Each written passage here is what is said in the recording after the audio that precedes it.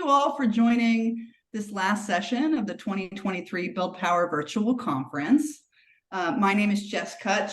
I'm working with Action Network Fund and building out a program to provide tailored pro bono support to emergent unions and grassroots worker groups. And I previously co-founded and ran coworker.org and its sister organization, the Coworker Solidarity Fund.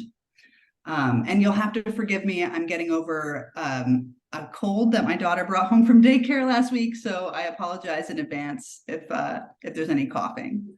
But I'm really excited to have this conversation with you all today with our incredible panelists.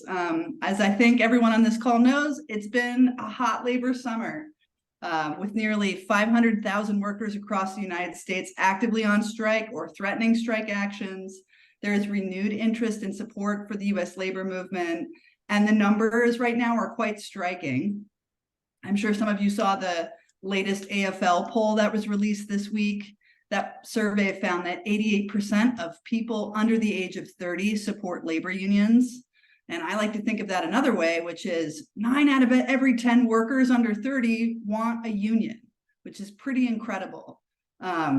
You know, we're in a once in a generation moment to build a 21st century labor movement, one that is rooted in our collective liberation from systems of oppression, that is led by those most exploited by our economy, and that is a protector of our planet and its ecosystems. But despite the surging popularity of labor, we also know that membership rates continue to decline year over year nationwide. And there are numerous reasons for this, which I won't go into. But one thing is also clear: workers are finding a way. Workers, often without any formal training or experience, are forming organizing committees. They're successfully petitioning for improvements at work. They're winning union elections. They're building out their own comm shops, distributing newsletters, or forming deep relationships with influential journalists. They're writing their own bylaws. They're learning how to bargain with employers. And I think these are triumphs to be celebrated, but they're also examples of possibility, because the dream is this, or at least this is my dream, that every worker who wants to belong to a union, and we know now that there are many, have the tools, resources, and support to make it happen. So today we're going to hear from a few incredible leaders in this, from emergent unions and grassroots worker groups on their experience building power in their workplaces. And I wanted to quickly introduce them to you all now, and they'll also have an opportunity to introduce themselves if they want, but I just want to brag on them for a second. So I want to start with Mary Hill. Mary Hall. She is it's Hill. You were right. It's Hill. Oh, it is Hill. Okay, I saw the Zoom. Yeah, Mary Hill. She is the co-founder of Amazon Cause in Garner, North Carolina. A co-worker of Mary said she works so hard and gives back to everyone around her. Mary works in an Amazon warehouse where at 69 years old, she works 10-hour days, 4 days a week, packing boxes. And Mary is also a respected leader in her workplace and is organizing coworkers to join together as cause members. When she's done at her paid shift at Amazon, the unpaid work of making calls and leading meetings and organizing to build power in her workplace begins. It also happens during her shifts at Amazon, I'm sure. Yeah. Mary is a cancer survivor who recently received a new diagnosis that will require her to take 12 weeks off of work for chemotherapy. And I wanted to give everyone a chance. Mary's coworkers are currently fundraising to help cover her expenses so that she can take the time off work to be able to focus on her health. And I'm going to share this. I'm going to ask maybe Jeff if you can share that with the room. I'm not quite sure how to share it with everyone, but I just dropped a link in the chat. You can donate through that link to Mary's fundraiser. We're also going to hear from Courtney Laudick. Courtney was one of the leaders behind the formation of the Congressional Workers Union. Before the House passed Representative Andy Levin's resolution authorizing staffers to organize, a lot of people said that unions just wouldn't work on the Hill. One member of Congress called staff unions unworkable and impractical ideas. Another one argued that working for any member of Congress was different than punching the clock in the private or public sector. But Courtney and her colleagues persisted, and they were able to win the first union for congressional staffers in the House. Many offices have since gone on to organize with this union and win significant pay increases as a result. The union is addressing issues with congressional staff turnover, sexual harassment, and toxic work environments that have been a problem for a while in Congress. Former Congressman Levin said of the union, "I really believe that we have launched a new era of labor relations and working conditions in Congress, where workers will have much more say in how things go, and that'll improve the functioning of Congress, and it's all to the good." And then lastly, we're going to hear from Sarah Beth Ryther. Sarah Beth is the vice president of Trader Joe's United, a new union of Trader Joe's workers that has already won union elections in 4 stores, and is, I think it's okay to share. Yes, it is, because there was a press release, is contesting a 5th election under the CEMEX NLRB ruling right now in New York City. So that's very exciting. Sarah Beth works at a Trader Joe's store in Minneapolis and leads the union's organizing work, supporting coworkers across many different locations who have reached out over the last year wanting to unionize with TJU. When Sarah Beth first started her union drive at her Minneapolis Trader Joe's store, she didn't have any prior organizing experience. She, like her other colleagues at Trader Joe's, learned on her own. And over time, after each successful campaign, I will say, has demonstrated incredible skill and care in leading the union's organizing. As part of the leadership of the union, Sarah Beth is part of TJU's leadership team, where they work every day to figure out how to build a union from scratch on their own, how to write bylaws, how to deal with union busting litigation from an employer, how to keep workers engaged, help their locals thrive, et cetera, et cetera. So I hope you can see why I'm so excited to hear from these 3 incredible leaders. And I'm going to start with the first question for Mom Mary. Mary, can you share a little bit about yourself and your organizing journey? How did Cause come about? Why did you create it? And what were the original goals? Wow. First of all, I just want to say thank you for the invite. And it's such an honor to be here with Courtney and with Sarah. Man, my hat goes off to you. Wow. I feel like I'm walking or sitting among giants. And I'm the one that needs to be listening because there's so much to learn here. But I started working for Amazon through a peak season back in 2018, I believe, or 2019. They hadn't built the one where I'm currently at. And since the first one I started at was such a long drive, I couldn't wait until they got RDU1, which is in Garner, North Carolina, built.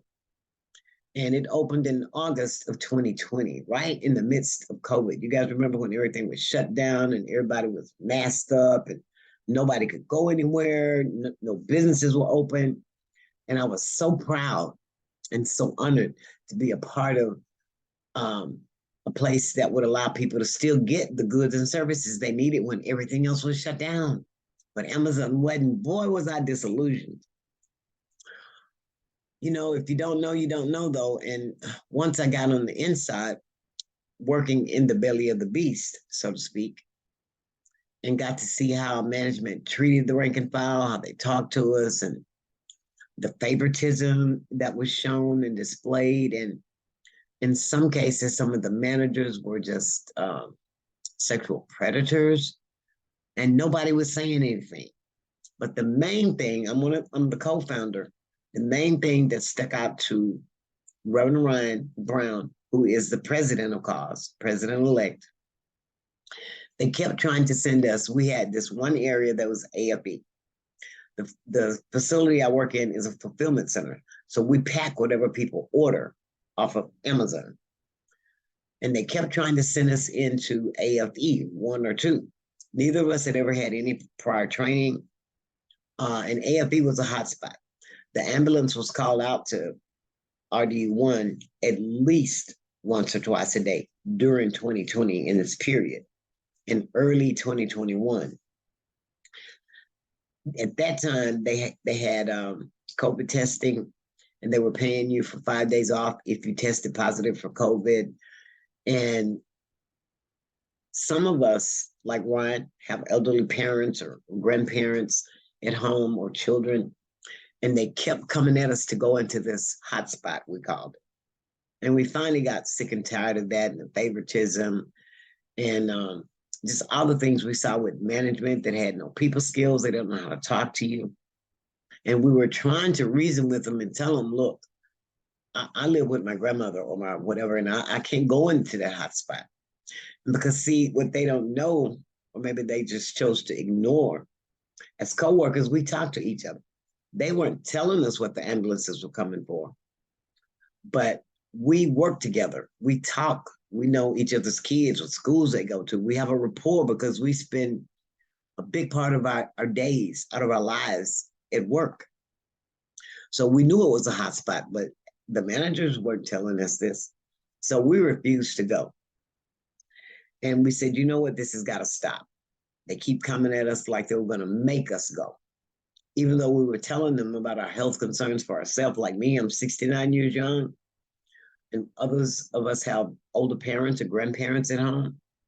And if you're over 60, I think it is, you're at a higher risk. But they weren't hearing us. So we decided we needed to do something about that and all the other indiscretions and unfairness that we saw. And that's how Cause was born. And we tried to come up with a name, and I said, you know, it needs to be something catchy. So I came up with Cause. Ryan and I came up with the idea of trying to organize our coworkers. And I've always had to have an acronym or something that I could remember what the letters stood for. So we started out with CAWS, but we couldn't find words to match the C, the A, the W, and the S, right? So I said, well, how about we call it Cause? Carolina Amazonians United for Solidarity and Empowerment, because that's what it needs to be. Because it's about the rank and file people that come in and put in the grunt work every day and are so disrespected, so overlooked for promotions. And so that's how Cause came about. And we're a grassroots organization, still organizing and building. We made a lot of mistakes, but we're still learning as we're going. We're trying to be more on the DL, on the down low. Ron and I have always been the faces because we started out doing media interviews with like Spectrum News One, CBS News, some other networks locally. And we were always the ones at the front of the door handing out our flyers. We have a newsletter we put out once a month. So management has always known our faces. So we try to bring in other people and educate them as to what their rights are, because we have a right legally to organize our workplace. And we understand that it's because the giant, for lack of a better word, it's not unlike Goliath and David in the Bible. Amazon is the giant and we're little David. And I remember Teamsters and the air traffic controllers back in the 60s when unions were the thing. Everybody had a union, right? And I remember when air traffic controllers and the Teamsters just broke down or went away. And that's how we got to this day now. Unions got to be less and less. They lost their power. Or not lost their power, because in my opinion, we still have it. We just have been asleep and we haven't used it. And we've allowed the giants, not just Amazon, but other giants, to take control of that and to manipulate and to build wealth, unspeakable wealth off of the backs of the rank and file. Because if you look at it, if everybody in every business, Starbucks or Trader Joe's or at the college, walk out, what kind of an income or capital would they have if it weren't for the rank and file? They need to respect that. And that's one of the basic things. We have a right, we have a voice. They need to hear us. And we intend to make them do just that through organizing and educating all of our associates everywhere about what this means. and taking our power back, because we never should have let it be stripped away from us. Thank you for sharing that. And, I think to the point of COVID being this catalyzing moment where workers realized they had to come together to protect themselves, because employers, weren't sharing information and weren't going to show up and care about safety. Yeah, and we also had JFK 8 in New York on Staten Island. Right. And when we heard that they had the election, yay, I said, if they can do it, we can do it. We've got to try. Yes. Although I will admit, organizing in the city like Staten Island in New York is a bit different than in the South, because you've got that what's the term? That old boy system in place, that old boy way of thinking. And North Carolina, I found out, is one of the least likely states to have a union. Right. Second. Yes. Yeah. Exactly. I've learned so much on this journey. I started in around January or February of 2021. Or was it 22? So much has happened so in the past year. And I have learned so much about how the system runs and about what works and what doesn't work. And I had no idea when Ryan and I started this how daunting it would be. I often heard Rev say, this is not a sprint, it's a marathon. And that is the gospel truth. It is not a sprint. And one of the daunting challenges we face at RDU1 is we've got 4 floors. I work on first floor, and there are so many shifts.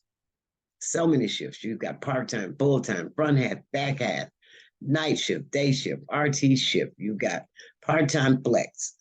Oh my God. So that's been one of our biggest challenges. And we're trying to get, for lack of a better term, salts in every, whether it's ship dock, AFE, pack singles, decant, stove pick. And we've got to put people in those spots if we hope to win. But that's one of our biggest challenges for us. It's such a big building. Yeah. And we're gonna get to challenges a little bit later in the conversation. But before we move on from sort of the origins, I'd just like to turn it to Sarah Beth, because I know Sarah Beth, Trader Joe's United has sort of a similar story around COVID, and I was hoping you could share a little bit about how your organizing journey began in Minneapolis and what that was like. Totally. Mary, I so appreciated you talking about folks sleeping, that just like image of slumbering workers. And I think that for workers in Minneapolis, I just have this really vivid memory. We started organizing, the whispers of organizing started for us in deep winter, and it's really dark and it's really cold, and people are really tend to get kind of sad in the winter.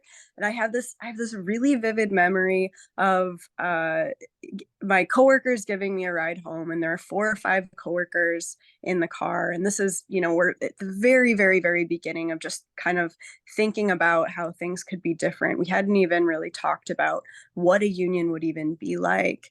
And the entire ride home, my coworkers were complaining and complaining and complaining and complaining, which is, it's really typical if you have a hard job and you're tired, and managers are being unkind, and COVID precautions aren't being taken, our neighbors aren't being respected. That was a really big deal for us in Minneapolis. Safety extended out to how our customers were treated, as well as our employees. But I just remember this like deep coat of negativity in this car. But thinking about that and thinking about what we were really saying, and in that negativity, there was a a lot of questions, and there was a lot of hope underneath all of the things that people were complaining about, right? Like there were my coworkers were saying, I hate this. This is terrible. This could be different. This could be different. And underneath that, like really that sleepiness, there was, you know, the first little seeds, that negativity turned into this boiling point where we were then able to turn that into something positive. And that's, you know, that's like pretty simplistic, right? It's not negative goes right into positive, but it was a process. And I think that again, it's so important to understand like the difference between workers who are complaining and don't have an idea of how to bring those complaints out into the open, and then you know, the actual steps that it takes to get to the open, I guess is what I'm saying. But yeah, in terms of our beginnings, it's really similar to what you folks are experiencing. And I think that oftentimes workers would get so discouraged that they would work for, you know, several weeks or a month and they would be gone. Yeah. And it was just, the turnover was so high. And I'm sure at Amazon, it's the same, that people didn't get to know each other in a really deep way. And that that stops organizing, can stop organizing in its tracks. And it doesn't need to. I think if you know, there's a larger collective vision of we're coming here and we're depositing you know, this for the worker who comes after us. But I think that it's hard for people to latch onto a community that they're not a part of for a long time. Yeah, so I think that realization that we needed to unionize, it was building and building and building and building in during the pandemic. And I always talk about this because it's really important. During the very beginning of COVID, there was a tiny little union effort at the Minneapolis store. And it was in the water, right? People remembered that. It failed. It didn't go anywhere. But people were talking about it. So when we came and we were really serious about unionizing, people had already, in a sense, been partially inoculated. They had seen what management had done in the beginning to squash the efforts. And I remember, you know, conversations that I had where my coworkers were saying, oh, this is exactly how this manager approached this union conversation that we had 2 years ago. And knowing and then that people kind of knew what they were up against.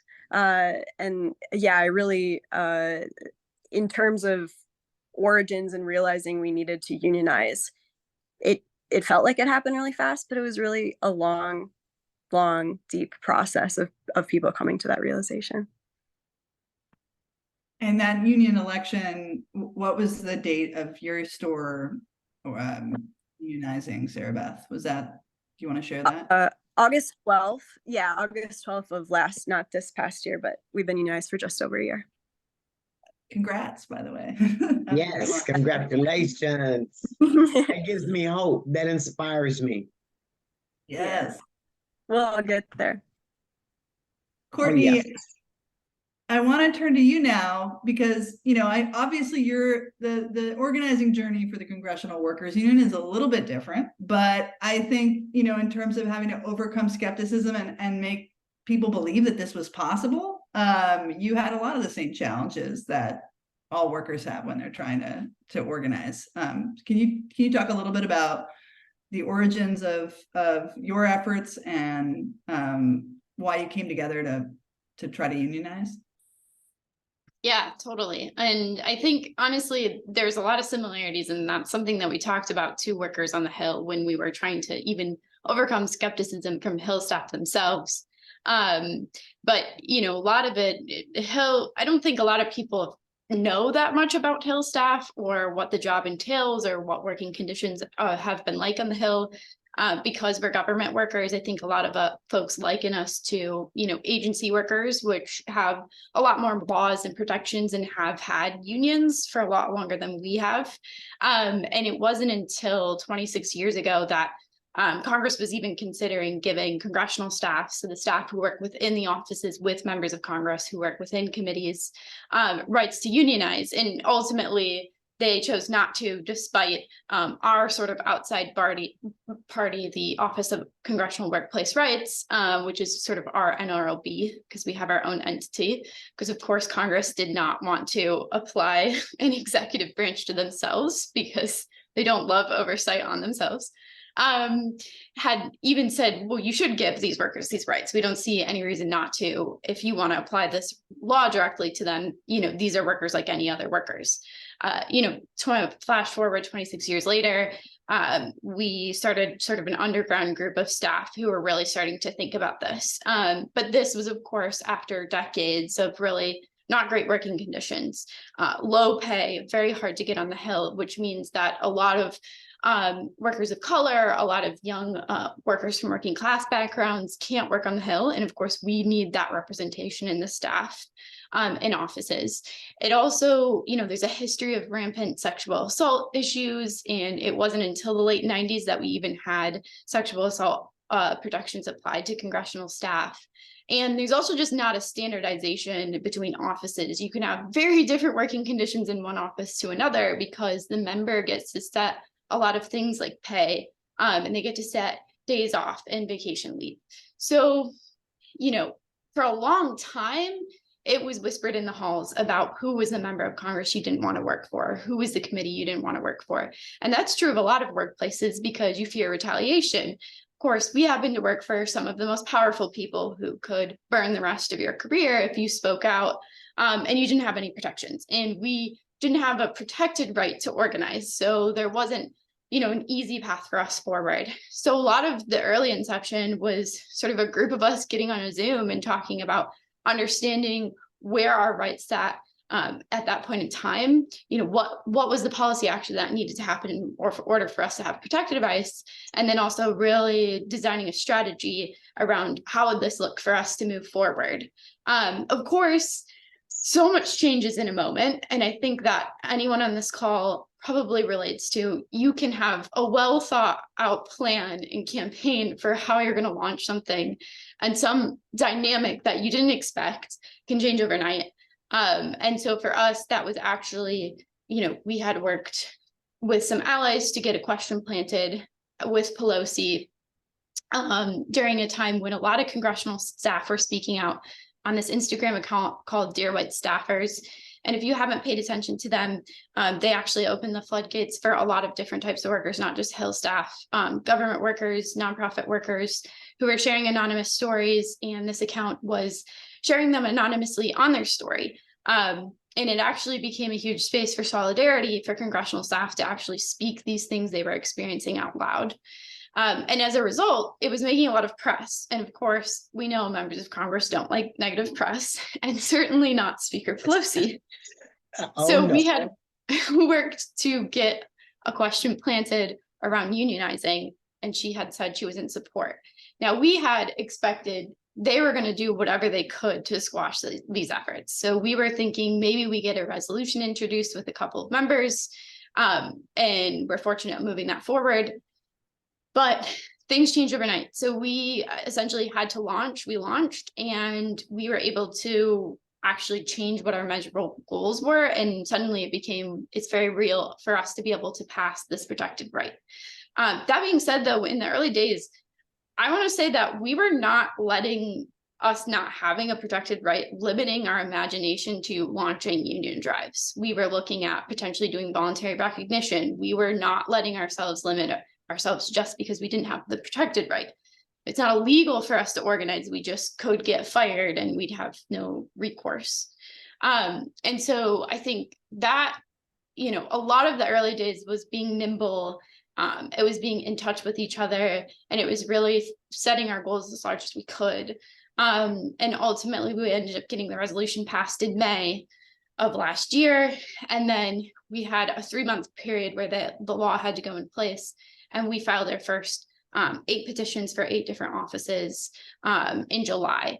And so I don't think, you know, in October of 2021, when I was really starting to get in the thick of all of this, I would have expected the year to go as it did. So I think with anything that we learned was like really reimagine what you're doing. And that was also, I think, how we sort of combated some of the widespread skepticism, is we were just proving that like this is a workplace like any other workplace. And one of the strongest messages that I still carry on to this day is that, you know, Congress can't be above the laws it creates. And so if it wants to, you know, it should abide by the laws it creates. And that includes rights for their congressional staff to unionize. And of course, we have tons of members of Congress who want to be pro-union, and here's our opportunity to really prove, are they actually? And there's still a lot of skepticism, and that's something we have to overcome. But I think it's no different than all of the workplaces we're talking about today. You know, it's constant proof. And I think the cool thing here is what we were able to do is also connect Hill staffers to some of these other battles that workers are going through. Because I think it was a lot about relating the fact that like we are all workers, whether you work in the halls of Congress or you work at Trader Joe's or you work at Amazon, and we are connected to each other because of that constant struggle of going into work and not having enough of a voice. So that was a lot of sort of the messaging we've really tried to hone in on the Hill. Wow. Absolutely amazing. Mary, I saw that you had a question you want to ask. Yeah, and I'm just, thank you, Courtney, for that. I'm just, I never would have thought about politicians in Congress, but I like what you said, Courtney, about you guys are just workers and that you're entitled to the same privileges, like the law says that you can organize your workplace. And I really love what you said about Congress should not be above the law, you know. So it sounds like you probably may have had an even harder fight than we have at Amazon, because you're dealing with the people that help make the law, enforce the law, and you're breaking the law. Really? How absurd is that? Come on. So, but I really want to know what, if you had any particular, or if there is any one particular union busting tactic that they tried, and if you would mind sharing it with us. Well, interestingly enough, one of the things about federal sector workers is not all of them can negotiate on wages, and that just has to do with the law that governs a lot of workers. I'm not going to get too deep into it because I know too much about this and have read too many different Supreme Court cases on the ability to negotiate on wages for federal sector workers. But something is congressional staff aren't, since our wages are determined by our members, there's no statute or law that determines our wages, which is the reason that a lot of federal sector workers can't negotiate wages, because they're on the general schedule. So as we were working to pass this law, some management in committee was planting in the press that we couldn't negotiate on wages, but they had no argument for that. And we knew that that wasn't going to be a good union busting tactic, because one of the biggest things that we had heard from congressional staff, and we know, is that wages are like the massive issue to working on the Hill, because for example, when I first started on the Hill in 2019, I'm working in DC, very, very expensive city to live in. I was making $36,000 a year. I had friends who were making $25,000 a year, you know, working for a government entity. And so I think that was a huge issue. And so one of the big union busting tactics was trying to throw out this information that we couldn't negotiate on wages. Thankfully, funny enough, I had actually written a paper on it for a class on labor law, and had finished my paper just a couple of weeks before this had happened. And so I had like the rule book of, wait, no, I have I have the argument, right, that we can, and that this is not true. And so it was a lot of fighting back that, but because of the way that upper management in these offices are connected to the press, they have this sneaky way of, we can leak things to the press. The press is just going to believe us because we're a reliable source. And then we were having to combat it. which I think is true of a lot of workplaces. You know, management and CEOs want to leak to the press. Thankfully, it's like easier to make a bad guy out of, I think in some ways, a CEO who feels so far away from us. Then members, you have to be careful, because ultimately we want to organize the staff in these members' offices, but we don't want the staff to lose their job because we've made a member so egregious, you know, that they're out of a job. So there's kind of a balancing act there. Yeah. Wow. Yes, Mom, Mary. that was amazing. I just, and you touched briefly on one thing that I've noticed with Amazon and their union busting. I'm sure you guys have heard about it in the media and the press. And what we found was cause as far as organizing. Because like, since unions have practically been unheard of for 50 years or more, a lot of young people, unless they had a grandparent or a parent that worked for the ship dock or the air traffic controllers or the iron workers union or the boat millwrights union, they don't know what a union is. What are you talking? A union? And they don't know the power of a union. So unless you come from a family that was a union family, you don't have this information. And information is power. So we found that a big part of what we need to do is educate people as to what your rights are, because Amazon will tell you it's illegal. You can't do that. You're breaking the law. You're going to lose your job. That's a lie. But if you don't know, you might buy into that lie. So we found that a large part is getting the right information so that they know when Amazon comes at them with this garbage or this propaganda, they know what their legal rights are. And a lot of our young people don't. So we printed them out. Article 7 of the NLRB, we printed them out in Spanish and in English, and we'd hand them out. And we set up one-on-ones. We vet them, because Amazon has spies, and we vet them and we talk to them. And if we feel that they're genuine or whatever, then we have an orientation. Then we have a one-on-one. And we find out what your gripes are. What did they do to you? And one thing I love about Amazon, if you work there long enough, Amazon is going to piss you off and you're going to want to join us. I love that about Amazon. And something that Sarah alluded to earlier, the turnover that you spoke about, Sarah. I can't even tell you about the turnover at Amazon.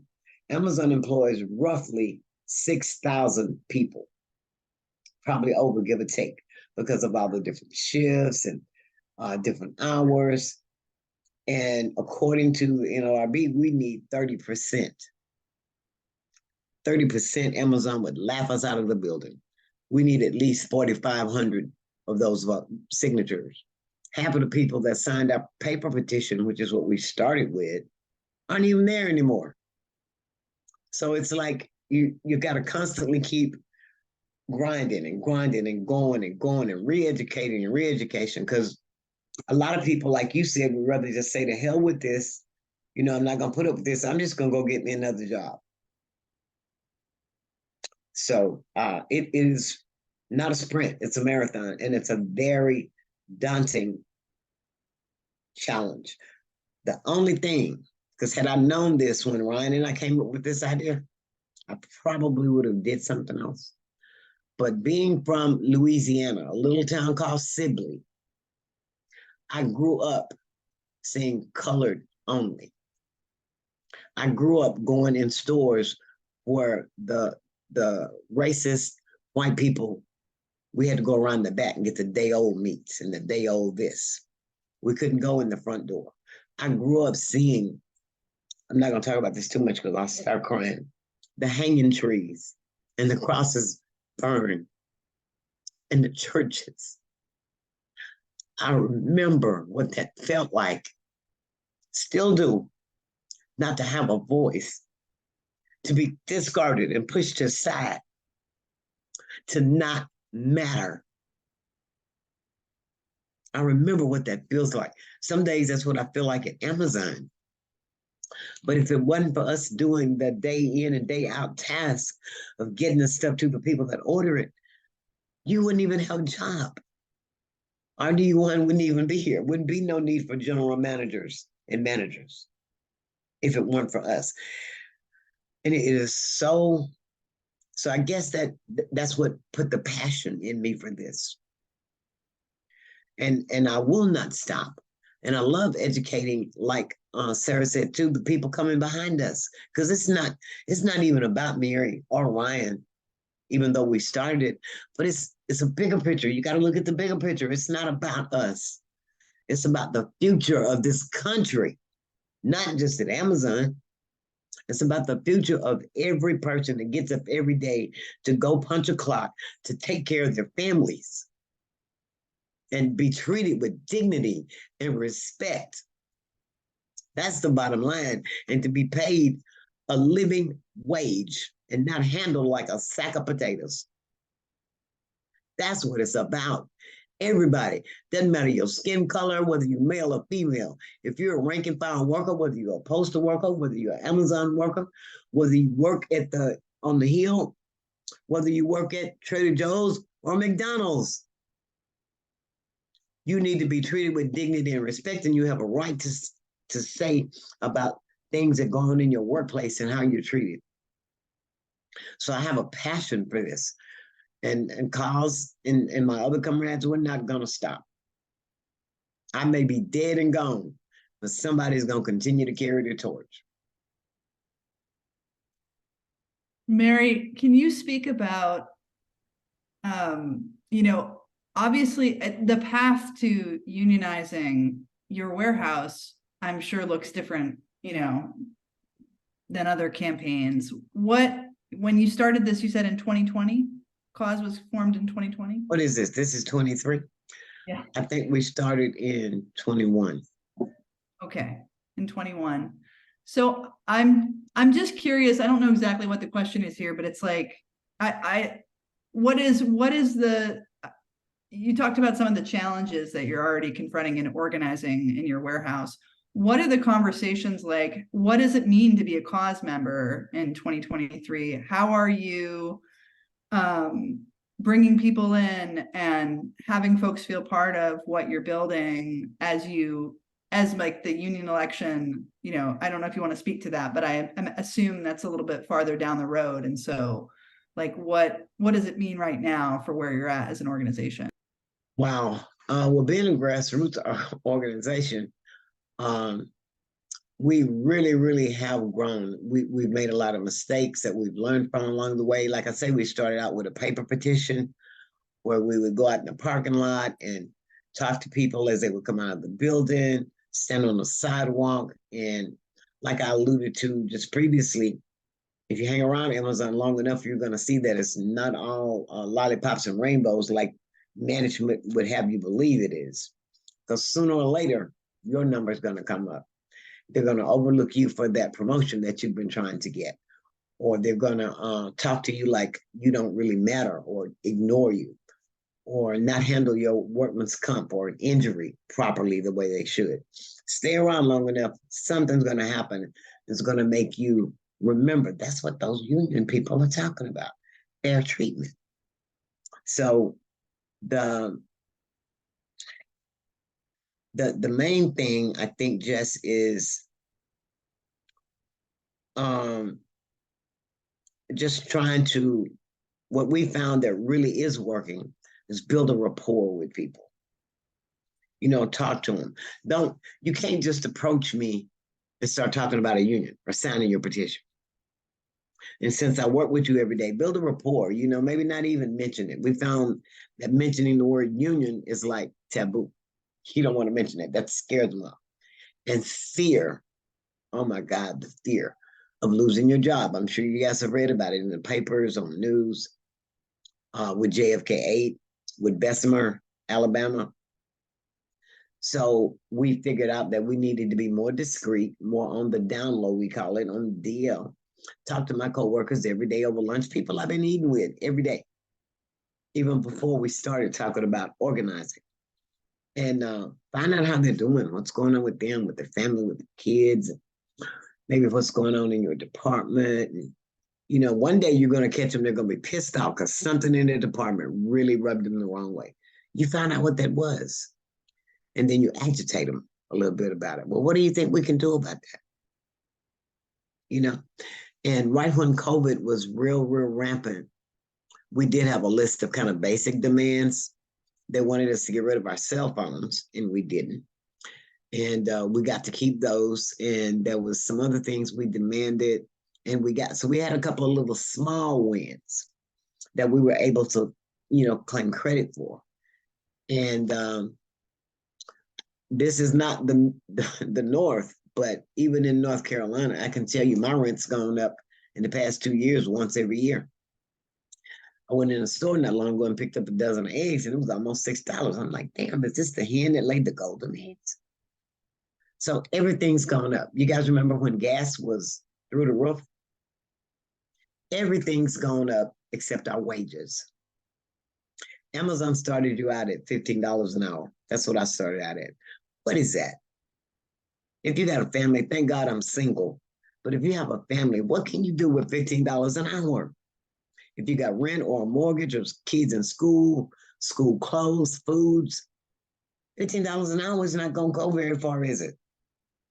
So that's one of the things we use because everybody wants and needs more money. We call it a living wage.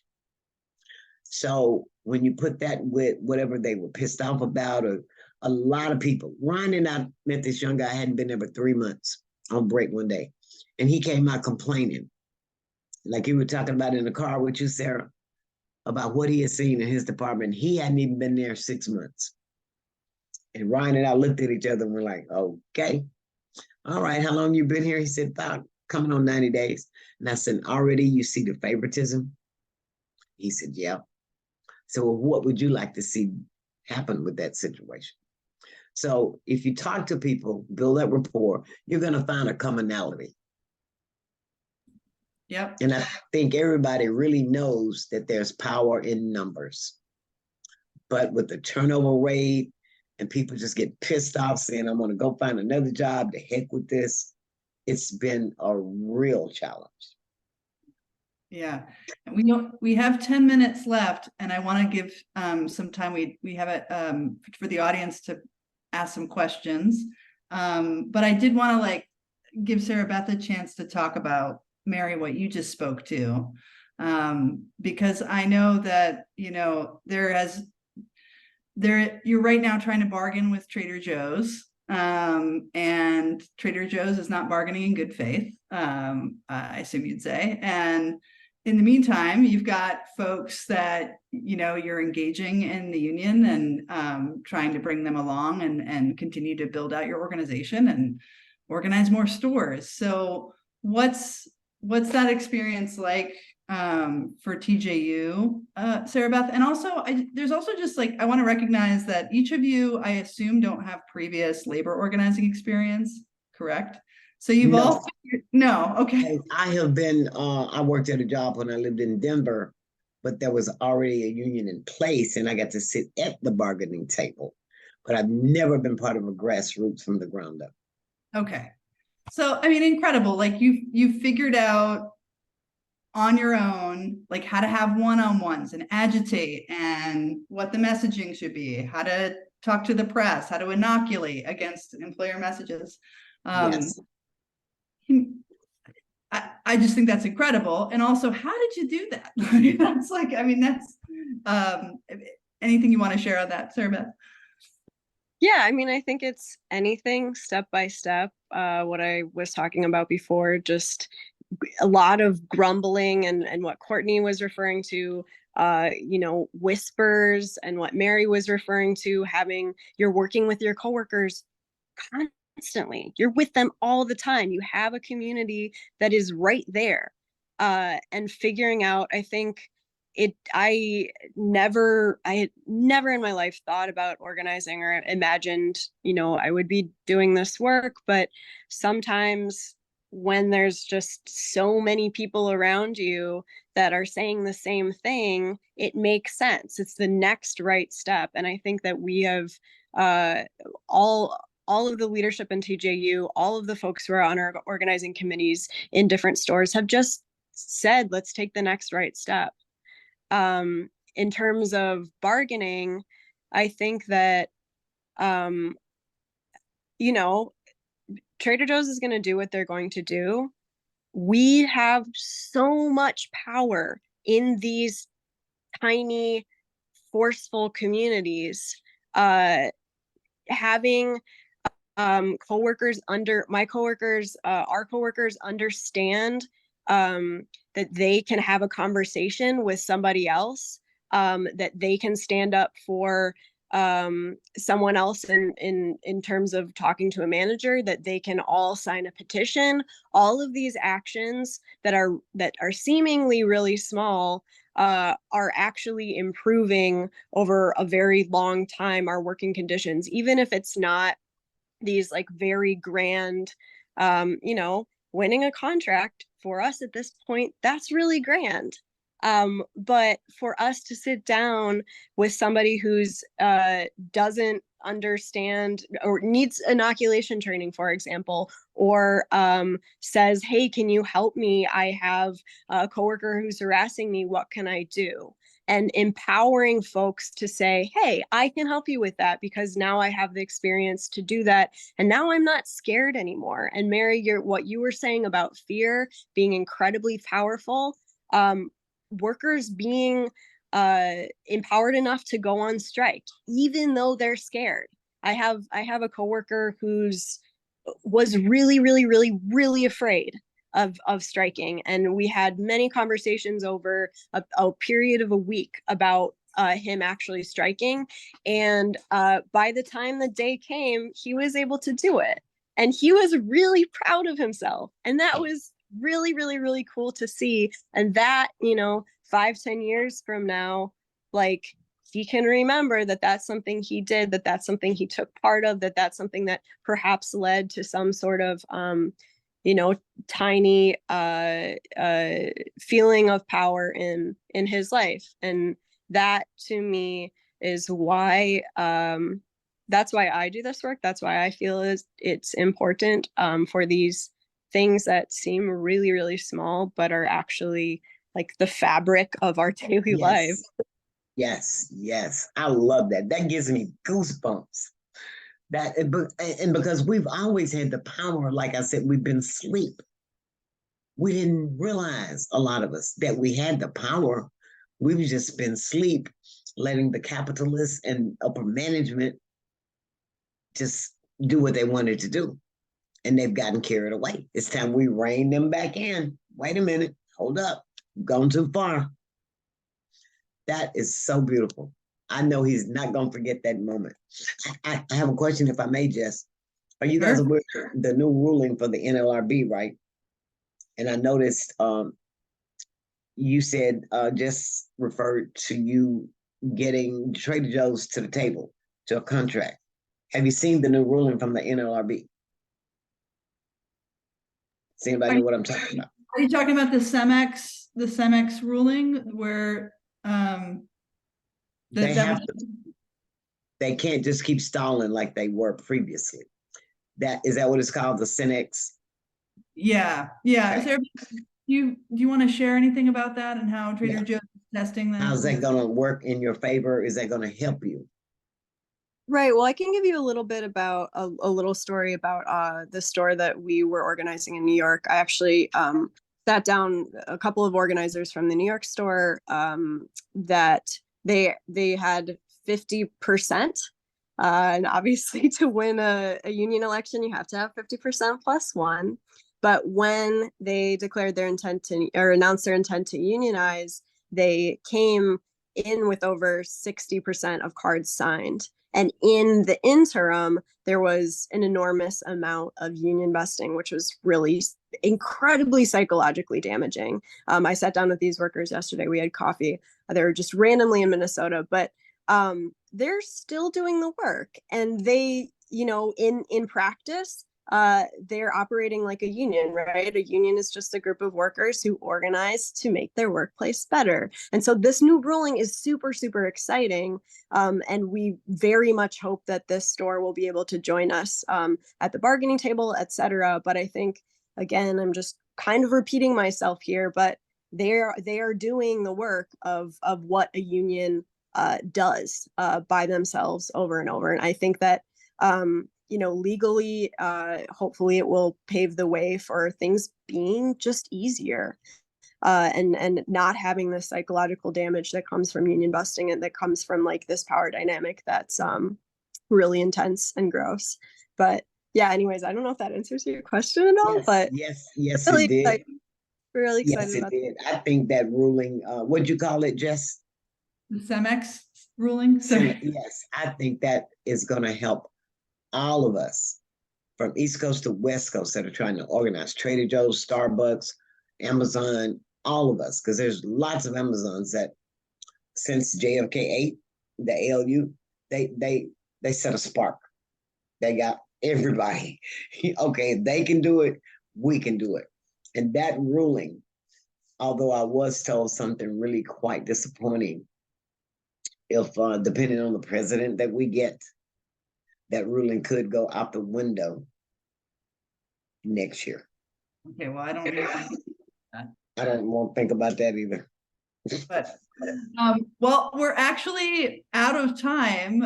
I mean, I had a feeling there would not be enough time to hear from each of you. And I'm sorry. No, please don't be. This was an incredibly inspiring conversation just to listen to each of you.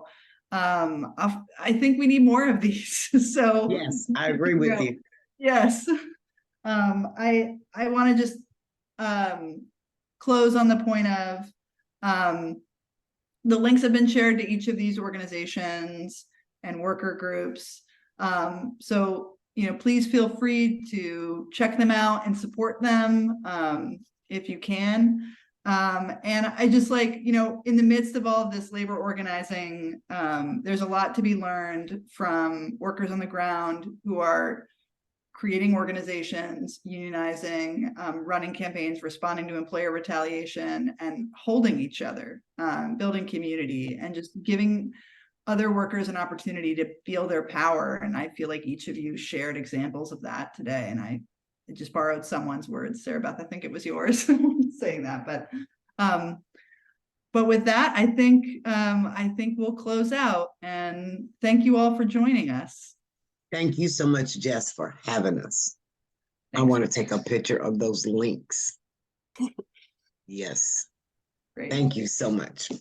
It's my pleasure. Great chatting with everyone. Yes, always open sure to chat with whoever wants to hear about how we did things too. So I think both you ladies are just amazing, doing amazing work.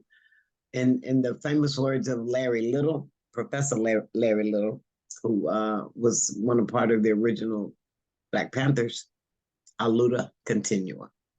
The struggle, the fight continues. So keep up the good work. It's a worthy cause. Thank you again, Jess. Thank you all. thanks All right. all. Take care.